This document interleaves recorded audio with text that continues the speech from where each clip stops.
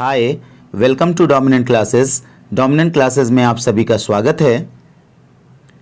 आज का जो हम लोग का टॉपिक है वो क्लास 10 का पोयम नंबर 5 है और इस पोयम का नाम है the ball poem. The ball poem और इसके पोएट हैं जॉन बेरीमैन। John Berryman. तो डियर स्टूडेंट्स, आपको ये समझ में आ गया होगा कि आज हम लोग का जो टॉपिक है वो बहुत ही इंपॉर्टेंट होने वाला है। और इस पोयम को पढ़ने से पहले मैं आपको इसके अबाउट द पोयम के बारे में थोड़ी सी जानकारी देता हूँ ताकि आपको इसके सेंस को समझने में थोड़ी सी परेशानी ना हो। देखिए बच्चों, यहाँ पे अबाउट द पोयम में इस पोयम में पोएट बताते हैं कि इस पोयम में एक छोटा सा लड़का होता है जो अपनी गेंद को क्या करता है, खो देता है और वो बहुत परेशान हो जाता है।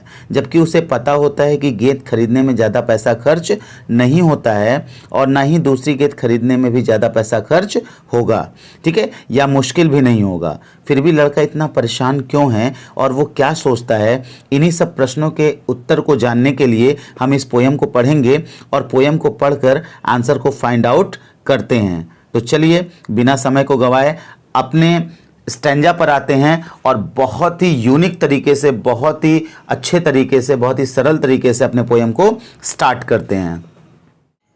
डियर स्टूडेंट्स, अब चलिए हम लोग पहले स्टैंजा को क्लियर करते हैं, समझते हैं अच्छे से। इसीलिए देखिए मैंने आपको यहाँ पे हिंदी भी लिख दिया ताकि आपको समझने में थोड़ी सी भी दिक्कत ना हो, ठीक है। और फिर भी मैं आपको ये समझा रहा हूँ, आप इसको अच्छे से समझिएगा। बहुत ही इंपॉर्टेंट पोयम है और आपके बहुत काम आने वाला है। तो देखिएगा, जो इसके पोएट हैं जॉन बेरीमैन, वो कहते हैं what is the boy, what is the boy now, यानी कि अब उस लड़के को क्या हो गया है, who has lost his ball, जिसकी गेंद खो गई है।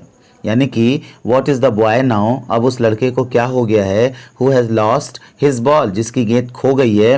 What is he to do, अब वह क्या करने वाला है, यानी कि वो कह रहे हैं क्या वह अब क्या करने वाला है।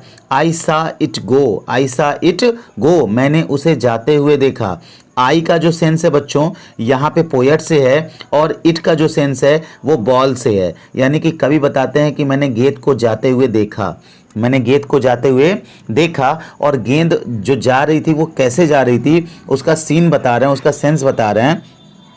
मेरिली बाउंसिंग, यानी गेंद प्रसन्नतापूर्वक उछलते हुए जा रही थी, यानी गेंद को प्रसन्नतापूर्वक उछलते हुए जाते देखा। मेरिली का मतलब प्रसन्नतापूर्वक, बाउंसिंग का मतलब उछलते हुए, ठीक है। कहाँ पर जाते हुए देखा, डाउन द स्ट्रीट, यानी कि गली में जाते हुए देखा, गली में जाते हुए देखा। एंड देन, और फिर मेरिली यानी प्रसन्नतापूर्वक, ओवर देयर यानी कि खुशी से उछलते हुए देखा, ठीक है। It is in the water, और वो गेंद जो थी वो पानी में चली गई, और गेंद पानी में चली गई। आई थिंक आपको इतना समझ में आ गया होगा, ठीक है। आप चाहो तो इसका स्क्रीनशॉट भी ले सकते हो, और इस वीडियो को अगर आप अंत तक बने रहते हैं इस वीडियो में तो आपको बहुत ज़्यादा कुछ सीखने को मिलेगा। और साथ ही साथ में अगर आपको कुछ समझ में आ रहा हो, आपको वीडियो आपके लिए फ़ायदेमंद लग रहा हो, तो प्लीज़ मेरे वीडियो को लाइक कीजिए, शेयर कीजिए, सब्सक्राइब कीजिए और बेल आइकन दबाना मत भूलिएगा, ठीक है। तो चलिए अब अगले अपने स्टैंजा को देखते हैं।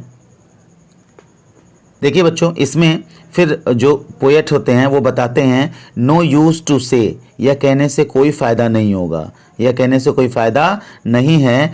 Oh there are other balls, कि मेरे पास दूसरी गेंद है, यानी कि यह कहने से कोई फ़ायदा नहीं है कि अरे दूसरी गेंद है, ठीक है। अच्छा, बहुत सारे लोग होते हैं जैसे एक बॉल गुम हो गई है, चली गई है, यानी गायब हो गई है, तो हम लोग क्या कहते हैं, ठीक है कोई बात नहीं, गायब हो गई, हमारे पास दूसरी बॉल है। लेकिन बच्चे की जो नीड है वो पहली बॉल पे ही टिकी हुई है। उसी को जो पोएट हैं वो एक्सप्रेस कर रहे हैं, यानी बताने का प्रयास कर रहे हैं।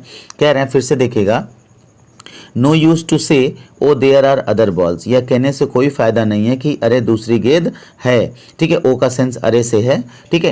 An ultimate shaking grief fixes the boy, ठीक है। यानी कि यहाँ पे सेंस को देखिएगा, फिक्सेस का मतलब यहाँ पे जड़वत से है, ग्रीफ का मतलब दुख से है, और शेकिंग का मतलब, ठीक है, यानी कि गहरे दुख से है, और अल्टीमेट का मतलब यहाँ पे चरम से है, यानी कि किससे है, चरम से है। तो आई थिंक आपको ये समझ में आया होगा।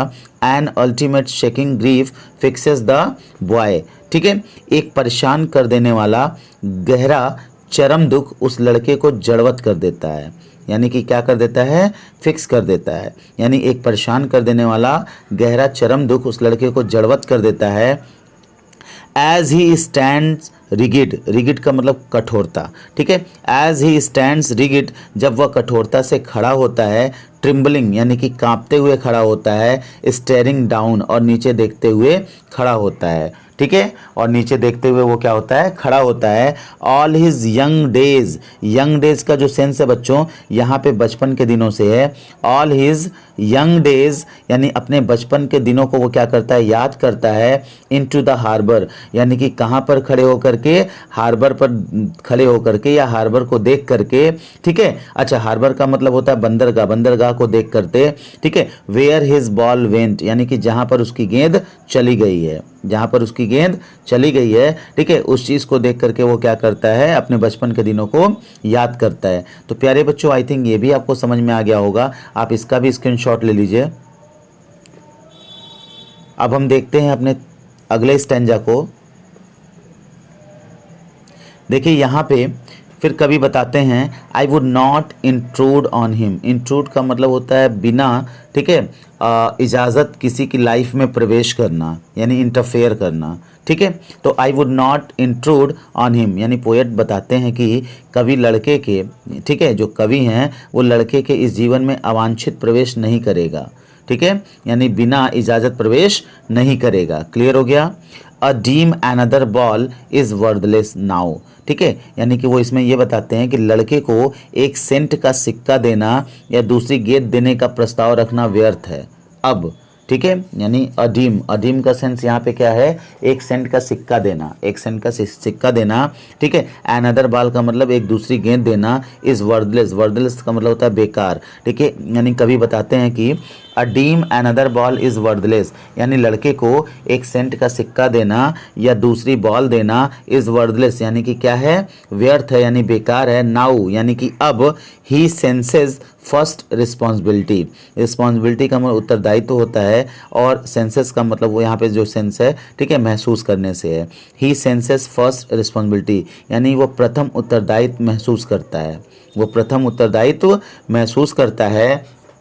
इन a world of possessions, in a world of possessions, possessions का मतलब यहाँ पे भौतिक संसार है, ठीक है, यानी कि या फिर संपत्ति भी कह सकते हैं। इन अ वर्ल्ड ऑफ पोजेशन यानी इस भौतिक संसार में, ठीक है।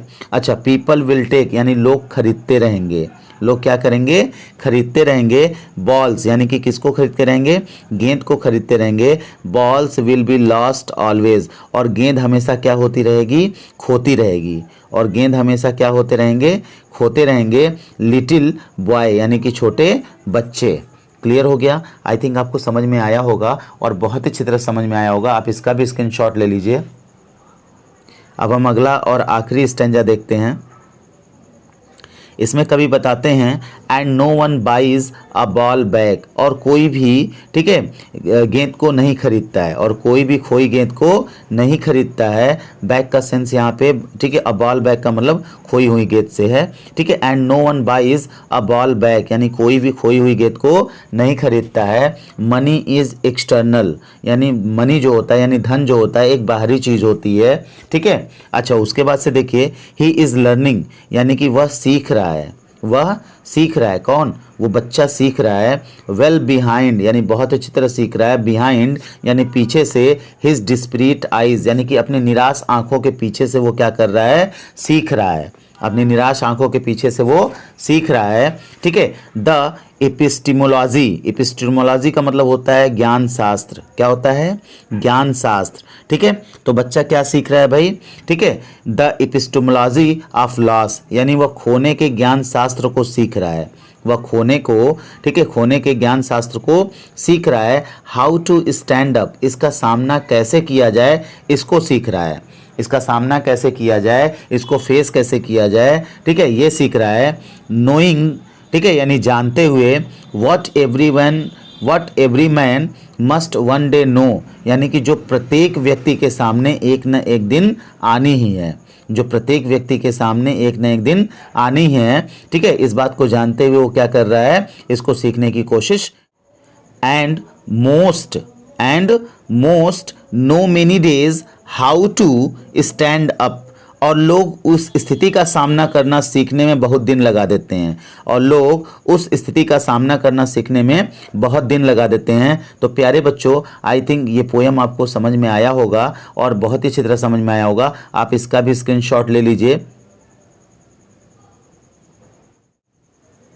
प्यारे बच्चों, अगर ये वीडियो आपको पसंद आया हो तो प्लीज़ इसको लाइक कीजिए, शेयर कीजिए और सब्सक्राइब ज़रूर कीजिए, ताकि आपको आने वाली वीडियोस के नोटिफिकेशन सबसे पहले मिलते रहें और आप बहुत ही अच्छी तरह से और बहुत ही अच्छे और सरल तरीके से क्या कर सकें, पढ़ सकें। और एक रिक्वेस्ट और है आपसे कि आप अपने जैसे, ठीक है, स्टूडेंट्स को ये वीडियो ज़रूर शेयर कीजिए, कम से कम 2 लोगों को ज़रूर शेयर कीजिए और उनसे भी कहिए कि वो किसी 2 को ज़रूर शेयर करें, जिससे कि आप भी पढ़ें और वो भी पढ़ सकें। उनके साथ साथ में उनके जो दोस्त हैं, फ्रेंड्स हैं, जो सर्कल हैं, वो भी पढ़ सकें, जिससे कि हमारे देश के लोग या फिर हमारे देश के बच्चे अगर पढ़ते हैं तो वो आगे बढ़ेंगे, शिक्षित होंगे, और इससे ज़्यादा खुशी की बात और कुछ नहीं हो सकती। प्यारे बच्चों, अगर आपको कोई डाउट होता है क्लास 10 के किसी भी टॉपिक में, तो आप ये मैंने व्हाट्सएप नंबर यहाँ पे दे रखा है, आप इस पे मैसेज कर सकते हैं और मुझसे अपने सॉल्यूशन को ले सकते हैं। ठीक है, मैं विद इन फ्यू मिनट्स आपको रिप्लाई ज़रूर दूंगा। ठीक है, तो प्यारे बच्चों, अगर आपको मेरा वीडियो अच्छा लगा हो तो इसको शेयर ज़रूर कीजिएगा। Thank you for watching my video. जय हिंद।